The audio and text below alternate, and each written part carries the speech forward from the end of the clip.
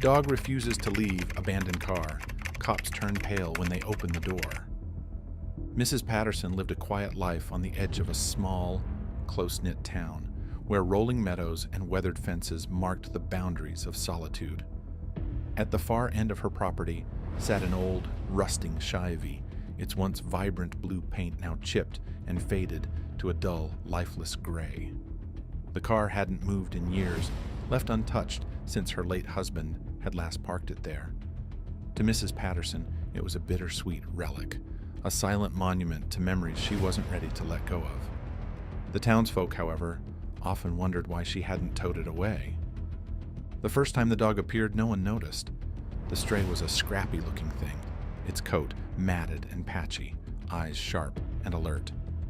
It wasn't unusual for animals to wander through the meadow, but this dog didn't just pass through, it stayed.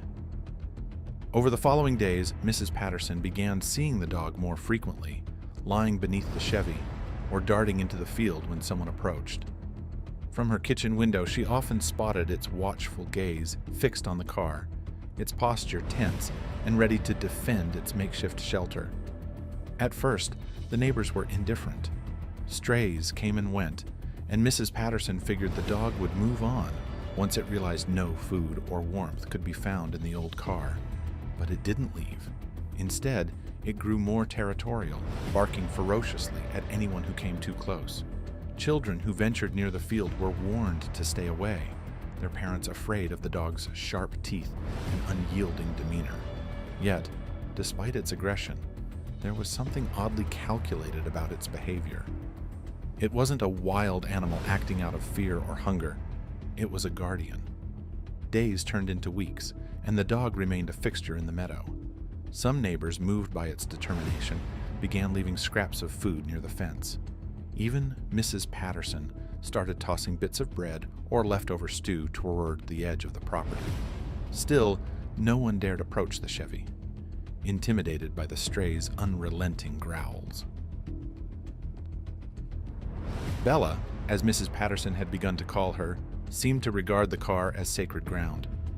One night, the tranquility of the meadow was shattered by a sound that pierced the chilly air, a high-pitched, mournful whining that echoed across the field. From her porch, Mrs. Patterson could hear it clearly, the dog's cries filled with an urgency that made her heart race. She grabbed a flashlight and peered into the darkness, but Bella's form was barely visible near the Chevy. Unsure of what to do, Mrs. Patterson decided to call the police. "It sounds like she's in pain," she explained over the phone, her voice shaking slightly. "I think she needs help." Within minutes, the blue and red lights of a patrol car flashed against the trees lining the road. Officers Carter and Hayes stepped out, their breath visible in the cold night air. They were seasoned officers, used to handling all manner of strange calls, but something about Mrs. Patterson's trembling voice had made them approach this one with caution. "She's by the car," Mrs. Patterson whispered as they reached the porch. "I've never heard her sound like this before." The officers exchanged a glance, their curiosity piqued. Flashlights in hand, they crossed the meadow, the frost crunching beneath their boots. Bella's cries grew louder as they approached, transforming into guttural, protective barks. Her silhouette became clearer, her body rigid, her eyes glowing in the beam of their flashlights. "Easy, girl," Officer Carter murmured, holding out a hand as though the dog might understand the gesture. Bella didn't retreat, but neither did she lunge. Instead, she stood her ground, her sharp barks punctuating the silence around them. "Something's got her riled up," Officer Hayes said under his breath, stepping closer to the Chevy. His flashlight swept over the vehicle's exterior, rusting panels, shattered windows, and a half-open door. Bella's barking intensified, but there was no sign of a struggle, no immediate threat that either officer could detect. "Let's take a look inside," Carter suggested, his voice steady despite the unease creeping into his mind. Hayes nodded and reached for the car's handle. Bella's growls grew louder, but she didn't attempt to stop him. Instead, she circled the vehicle, her posture tense but almost expectant, as though waiting for them to uncover whatever had held her so firmly to this place. The door creaked open slowly, its hinges groaning in protest. Both officers leaned in, their flashlights sweeping over the car's interior. At first it seemed empty, just a mess of torn upholstery, tattered blankets, and debris that hinted at years of abandonment. But then, a faint sound emerged, so soft it could have been mistaken for the wind.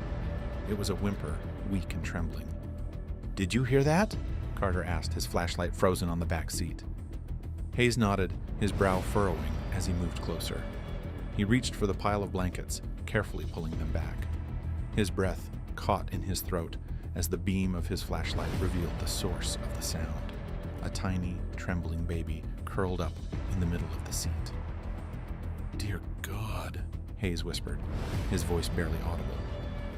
The baby's skin was pale, its small body swaddled in threadbare cloth that did little to keep out the cold.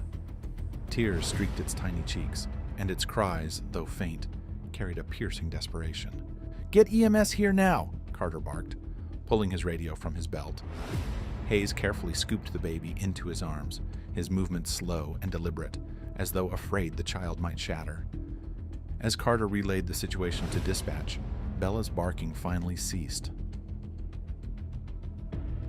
The dog sat back on her haunches, watching intently as Hayes cradled the baby.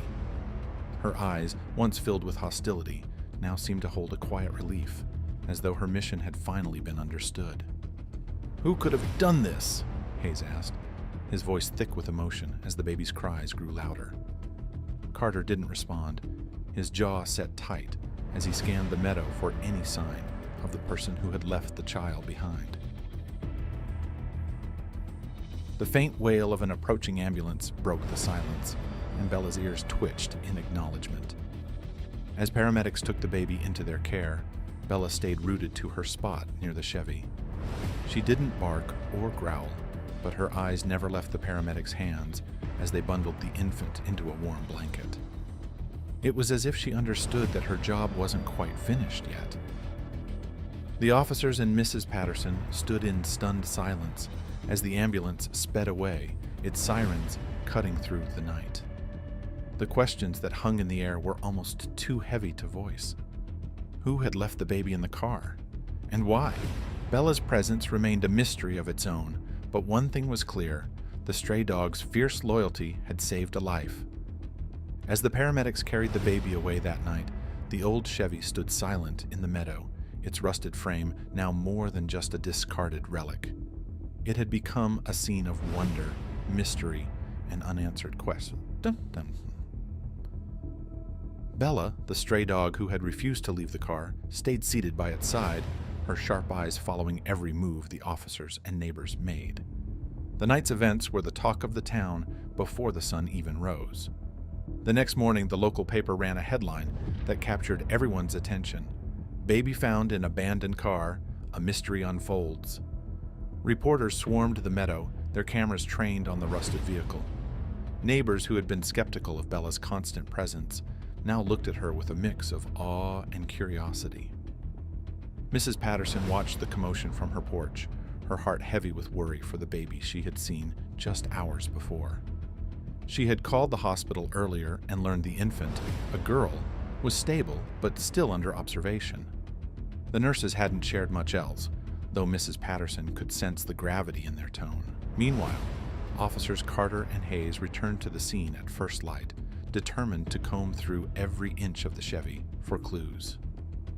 The previous night had been a whirlwind of emotions, but now, in the light of day, they approached the investigation with a clearer focus. Bella, true to form, remained near the car, watching the officers with a mix of calm and vigilance. Carter crouched near the back seat where the baby had been found. The blankets were still there, along with a small pile of what appeared to be belongings left for the infant. He carefully pulled each item into the sunlight for inspection: a weathered teddy bear with one missing eye, a worn pacifier clipped to a scrap of fabric, and, most intriguing, a faded photograph of a young woman. The picture showed a smiling woman in her early 20s, her dark hair tucked behind her ears. There was no name, no date, no location written on the back. It was the kind of image that might have come from an old photo booth or a cheap camera. "Do you think this could be the mother?" Carter asked, handing the photograph to Hayes. Maybe, Hayes replied, studying the image. Or someone close to her. Either way, this is the best lead we've got. The officers decided to take the photo and teddy bear to the station for further investigation. Hayes tucked them carefully into an evidence bag, his movements deliberate. Bella, sitting a few feet away, let out a low whine as she watched the bear disappear into Hayes' hands. Her reaction made the officers pause. You think she recognizes these? Carter mused aloud. Hayes shrugged, though his eyes lingered on Bella. There was something almost human in the dog's behavior, a level of understanding that neither officer could explain. As they prepared to leave, Mrs. Patterson approached cautiously, her hands tucked into the pockets of her cardigan. "Officers," she called, her voice tentative but steady. "Any news about the baby?" Carter shook his head. "She's stable, but we're still trying to figure out who left her there." Mrs. Patterson hesitated, glancing at Bella. "The dog," she began. "She hasn't left that car in weeks, not even to chase the rabbits in the field. Do you think she was guarding the baby?" Hayes and Carter exchanged a look. It was a question that had crossed their minds more than once. "It's possible," Hayes admitted. "Dogs have instincts we can't always explain." Mrs. Patterson nodded, though her expression remained troubled. "I called the hospital this morning," she added. "I wanted to check on her. The nurses said she's doing well." Carter offered a small smile. "That's good to hear." "Have you given her a name?" Mrs. Patterson asked softly. "Not officially," Hayes replied. "She's still a Jane Doe for now. Mrs. Patterson thought for a moment before saying, "Sophie, that's what I'd call her. After my daughter." The officers nodded respectfully, making a mental note of the name. As they walked back to their patrol car, Bella followed at a distance, her steps slow and deliberate. She stopped short of the driveway, sitting down as though signaling she wouldn't go further. "She's sticking to that car like glue," Carter observed, glancing back at the Chevy. "We might need her," Hayes said, half joking, though the idea wasn't entirely far-fetched. That afternoon, Carter and Hayes began canvassing the neighborhood with the photograph. They knocked on every door within a 2-mile radius, asking if anyone recognized the young woman in the picture. Most people shook their heads, offering polite condolences, but no useful information. A few thought they might have seen someone similar passing through town months ago, but the details were vague and unhelpful. At the hospital, the baby remained a mystery. The nurses had cleaned her up, dressed her in a soft onesie, and swaddled her in a fresh blanket. Sophie, as Mrs. Patterson had called her, seemed oblivious to the stir she had caused. She gurgled quietly in her crib, her tiny fingers gripping the edge of the blanket. Several nurses took turns checking on her, their faces soft with affection. One nurse, Emily, couldn't help but linger by Sophie's side. "Who would leave a baby like this?" she murmured to her colleague, her voice thick with emotion. "Someone who thought they didn't have a choice," the other nurse replied. "At least they left her with blankets and that bear. They must have cared, even if they couldn't keep her." Meanwhile, Carter and Hayes continued their investigation. Back at the station, they searched national databases for missing persons, hoping the photograph would match someone reported missing. The results were frustratingly inconclusive. The picture was too old, too generic. It could have been anyone. As the day stretched into evening, the officers found themselves back at Mrs. Patterson's house. Bella greeted them at the porch, her tail wagging faintly. Mrs. Patterson invited them inside, offering coffee and a quiet place to regroup. They discussed their progress, or lack thereof, while Bella sat at their feet, her head resting on her paws. "What about the teddy bear?" Mrs. Patterson asked. "Could it have any identifying marks?" Carter frowned, realizing they hadn't examined the bear closely enough.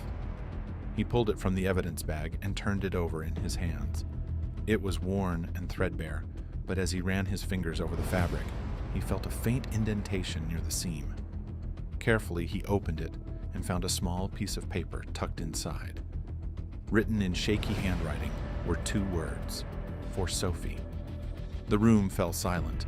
Mrs. Patterson's hand flew to her mouth, and Hayes stared at the note as though it were a lifeline. She named her, Hayes said softly. And she wanted her found, Carter added. Mrs. Patterson looked at Bella, whose eyes seemed to glimmer with a mix of sadness and resolve. Whoever left Sophie wanted her to have a chance, she whispered. And this dog made sure she got it. The mystery wasn't solved, but for the first time, they felt closer to understanding the human story behind the rusted car and the loyal stray. The weeks after Sophie's discovery passed slowly, with the investigation into her origins yielding little progress. Officers Carter and Hayes had followed countless leads, knocking on doors, showing the photograph to locals, and scouring the town for anyone who might recognize the young woman in the picture. Despite their best efforts, no one came forward with concrete answers. Sophie remained a mystery, a baby found in an abandoned car with nothing but a teddy bear, a photograph, and a loyal dog to connect her to the life she had left behind. Meanwhile, Bella's attachment to the car and Sophie hadn't waned. The dog continued to patrol the meadow, circling the Chevy as though waiting for something, or someone. Mrs. Patterson, who had grown fond of Bella's presence, began letting the dog sleep on her porch. She fed Bella scraps from her kitchen, talking softly to her as though she could understand. I know you're waiting for her, Mrs. Patterson would say, stroking Bella's matted fur, but she's safe now, I promise. Despite Mrs. Patterson's reassurances, Bella remained restless. The dog often wandered toward the meadow, sitting near the car with her ears perked and her nose in the air, as if searching for a scent only she could detect. The townspeople had started to notice Bella's odd behavior. Children whispered about the guardian dog that refused to leave its post, while adults speculated about her connection to Sophie. One afternoon, Mrs. Patterson was sweeping her porch when she noticed Bella acting strangely. The dog paced back and forth, whining softly and scratching at the wooden planks near the door. What's wrong, girl? Mrs. Patterson asked, setting down her broom. Bella looked up at her, her brown eyes filled with urgency. She barked once, then bolted toward the meadow, pausing only to glance back at Mrs. Patterson as though urging her to follow. Mrs. Patterson hesitated for a moment before grabbing her coat. All right, she muttered, hurrying after the dog. Bella led her straight to the Chevy, circling the car and barking insistently. By the time Mrs. Patterson reached the field, she was out of breath and bewildered. What is it, Bella? There's nothing here. But Bella didn't stop. She continued barking, her nose pressed to the ground as she sniffed along the edge of the car. Mrs. Patterson realized Bella wasn't just barking. She was trying to lead her somewhere.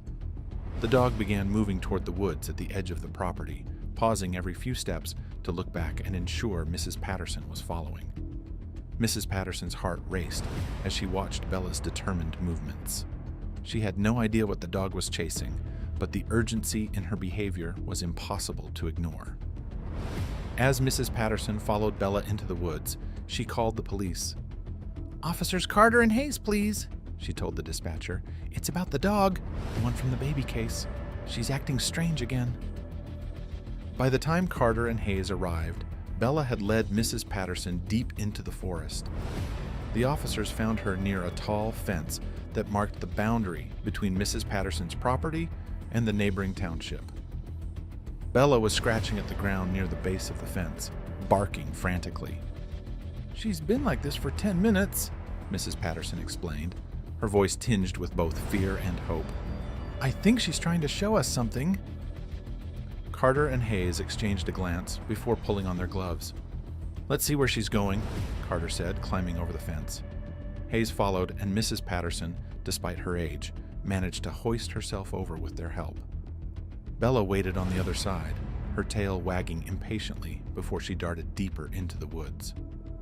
The group moved cautiously through the underbrush, their flashlights cutting through the dim light of the late afternoon. Bella's barking grew more insistent the farther they went, her nose pressed to the ground as though tracking a scent. The woods grew denser, the trees pressing closer together and blocking out what little sunlight remained. This is getting eerie, Hayes muttered, brushing aside a low-hanging branch. What could she possibly be leading us to? I don't know, Carter replied, his tone wary. But we've come this far. Let's keep going. Suddenly, Bella stopped. She stood at the edge of a small clearing, her ears perked and her body tense. In the center of the clearing stood an old, decrepit house, its windows shattered and its walls covered in peeling paint and graffiti. The roof sagged in places, and the entire structure leaned slightly to one side, as though it might collapse under its own weight. Bella barked once, then trotted toward the house, her movements careful but purposeful. This place looks like it hasn't been lived in for years, Carter said, shining his flashlight over the rotting wood of the porch. Hayes frowned. Maybe not lived in, but it's been used. Look at the footprints. He pointed to a trail of faint marks in the dirt leading up to the front door. Bella reached the porch and began barking again, her paws scratching at the door. Carter and Hayes exchanged a glance before drawing their weapons. Stay back, Carter instructed Mrs. Patterson. We'll check it out. Mrs. Patterson nodded, clutching her coat tightly around her. Bella whined as the officers stepped past her and pushed the door open. The hinges groaned loudly, and the smell of mildew and decay wafted out, making Hayes wrinkle his nose. Inside, the house was dark and silent, the air thick with the scent of damp wood and rot. Broken furniture lay scattered across the floor, along with empty food containers and crumpled blankets. This is definitely a squat, Hayes muttered, stepping over a pile of debris. Stay close, Carter replied, his flashlight sweeping over the walls. Bella followed them inside, her tail low and her body tense. The dog led them up a narrow staircase to the second floor, her barks growing louder with each step.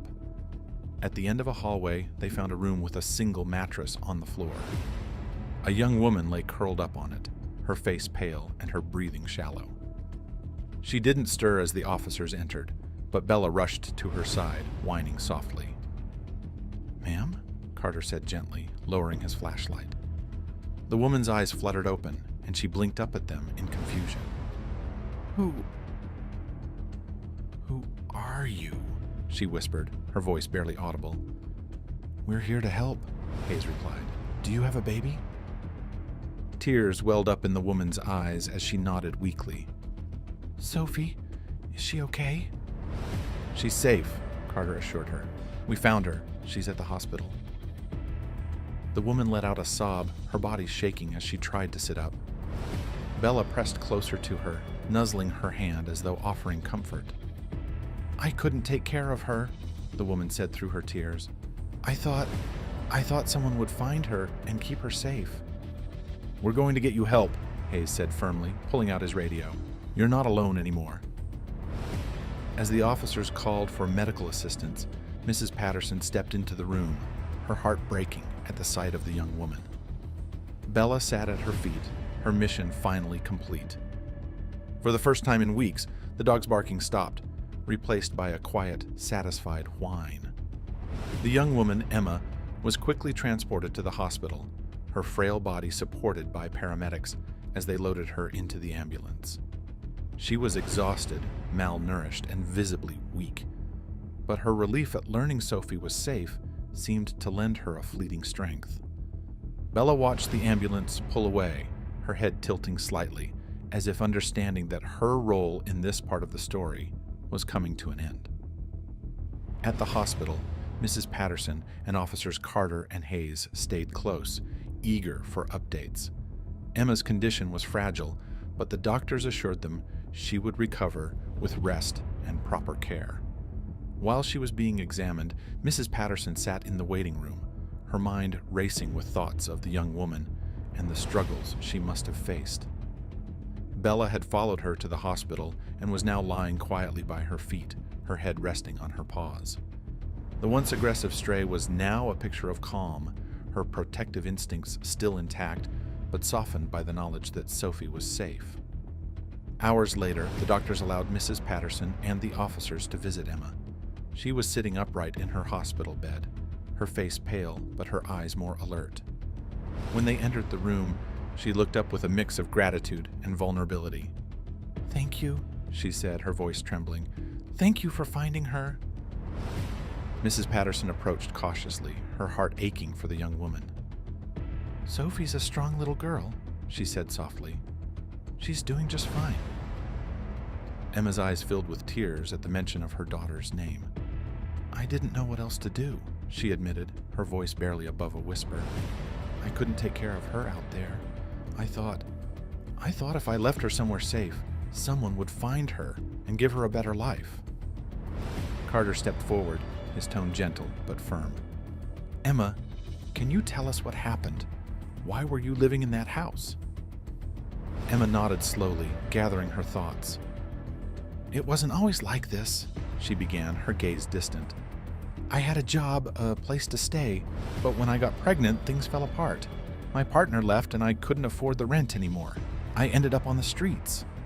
Her voice cracked as she continued, the weight of her story spilling out in broken fragments.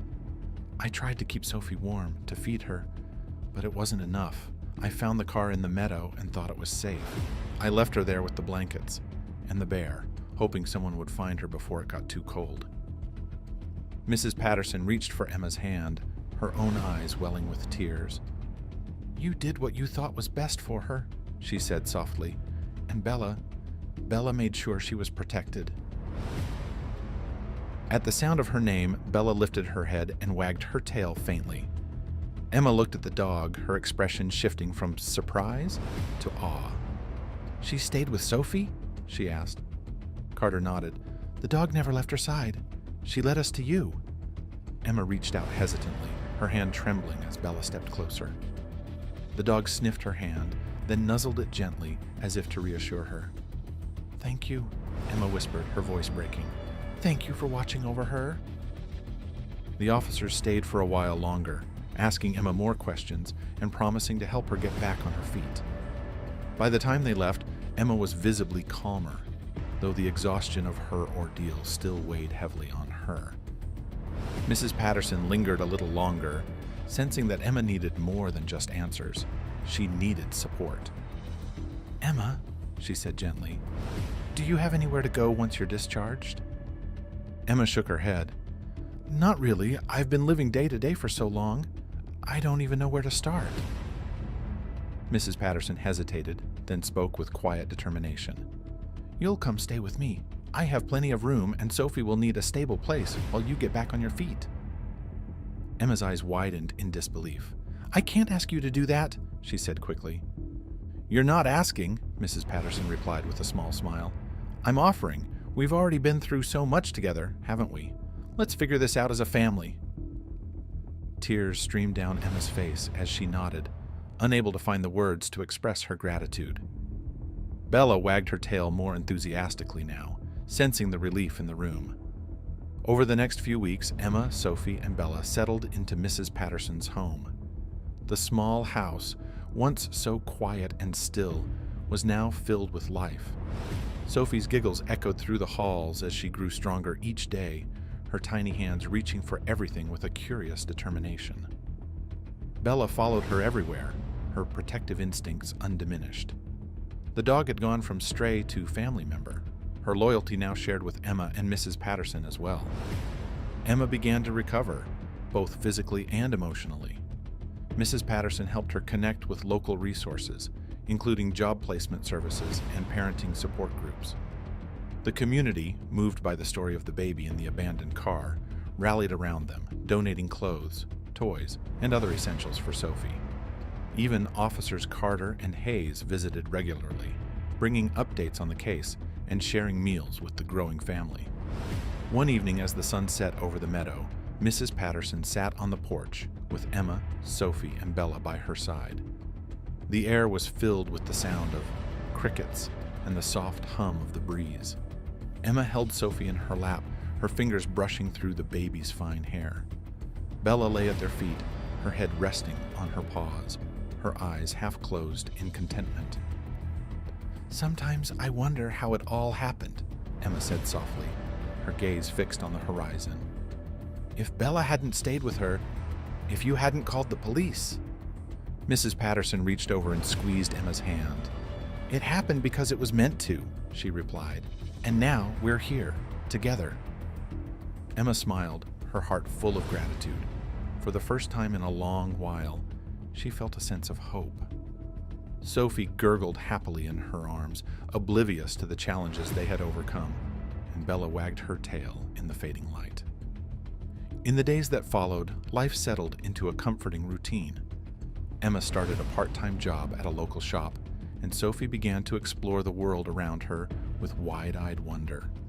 Bella, ever watchful, remained Sophie's constant companion, her loyalty earning her a special place in the hearts of everyone who met her. The old Chevy, now cleared from the meadow, had been a place of desperation and hope, but its story was no longer the defining thread of their lives. Instead, the family that had formed in its wake became a testament to resilience, love, and the extraordinary bonds that can grow in the most unexpected of circumstances.